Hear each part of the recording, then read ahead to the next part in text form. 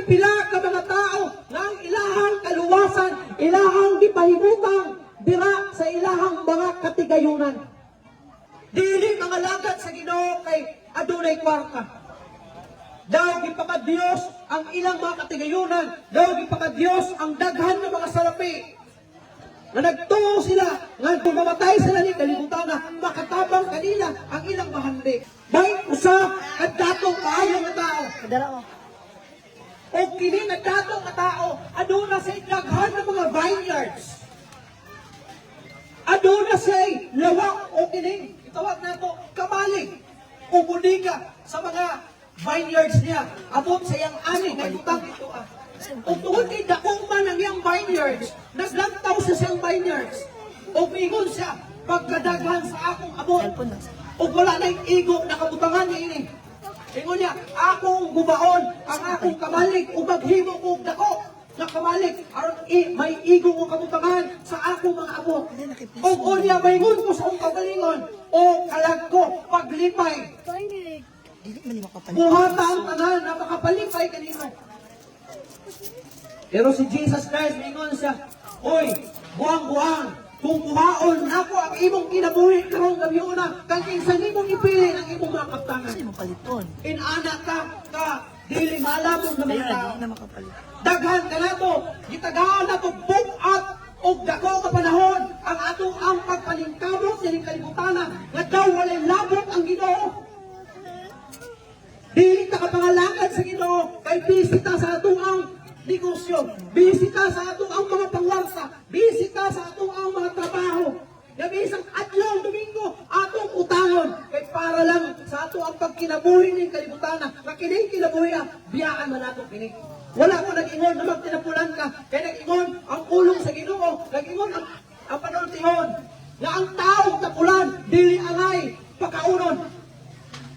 Pero wala ko nag-ingon ang Biblia, nga buhaton nimo ang tanan nga paningkamot ug talikdan nimo ang Ginoo. Kaya nag-ingon ang Matthew 6:33. Una, pagpangita ang kingharian sa Dios ug ang iyang pagkamatarong ug ang tanan ng mga butang ikadugang nimo niya kanimo.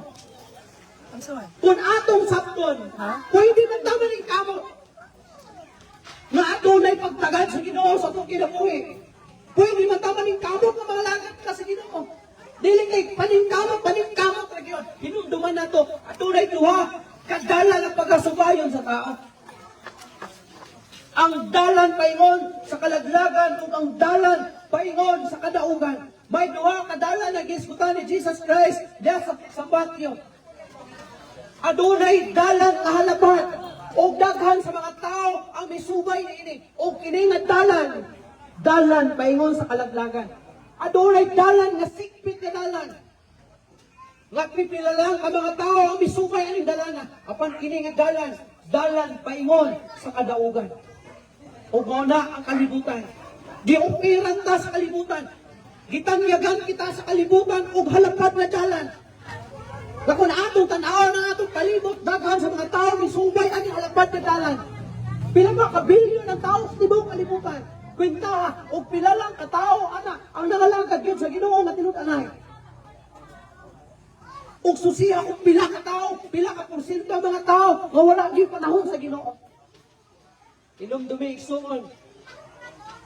Dunay duha nga giandam nga sangputanan sa tao. Katong gingon ganina, impyerno ug langit.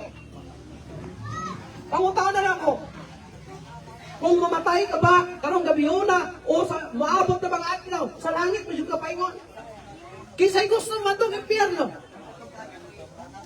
Di kita gusto mo atong impyerno. Pero ang atong kinabuhi, nagasugid na kita mo ato sa impyerno. Ang atong pagkinabuhi ni kalibutan na. Kung maghimong ta o kining mga pagsusi, mga survey, mangutana ta sa mga balay-balay o mangutana ta sa mga tao na kung mamatay ka isuon, asa ka paingon, langit o impyerno? Maingon yun siya nga sa langit. Kung mangutana po ka, o asa may gusto ni mo atuan, hindi mamatay ka, gusto ba ka matug langit o impyerno? Ang tubagan ng tawana, 100% gusto siya matug langit. Ang tao nga dautan, pangutanon ni mo, kung gusto ba siya matug impyerno, dili siya gusto matug impyerno. Muna nga ang tao, dili gusto matug impyerno, pero ang mga pamaagi sa pagkinabuhi, nagasulti, kaya ang dalan na gisubay, padulungin sa impyerno. Mabaintim akong gyud ka sa.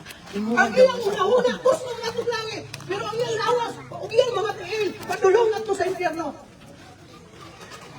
Inana nga ito, Pag-jis na? inana nga itong kinaiyan ng mga tao. Dili ka gusto na matog sa impyerno. Pero ang atong kinabuhi, magsugit ka na ito. Gusto nga tao, ang atong kaila, na padulong ka sa impyerno. Ha? Ana, ayaw yun ipahimutan ang imong paglaom diha sa imuhang mga kabtangan. Kung dato ka maligsuon, kung aduna ka may trabaho, balansiha. Ha? Pag kinabuhi nga patas, dunay panahon sa pagpaningkamot, dunay panahon sa pagpatulog, singot, dunay panahon sa pagkinabuhi. O pagpanginabuhi para mabuhi ni kalibutan. Kapag naghaipon ng tao ng panahon ng Ginoo sa kinabuhi, samtang dili pa ulay ang tanan,